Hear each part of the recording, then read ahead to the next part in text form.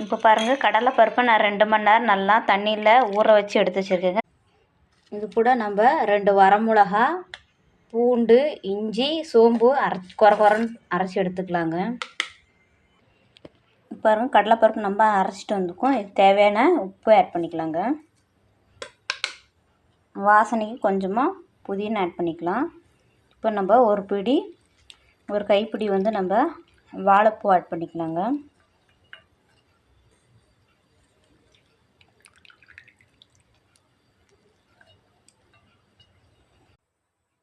எண்ணெய் நல்லா ஹீட் ஆகிடுச்சிங்க. நம்ம வடையை போட்டு பொரிச்சு எடுத்துடலாங்க.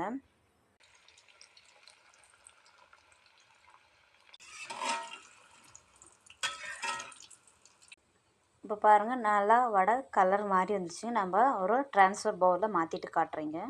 மொறுமொறுப்பான வாழைப்பூ வடை தயாராகிடுச்சிங்க.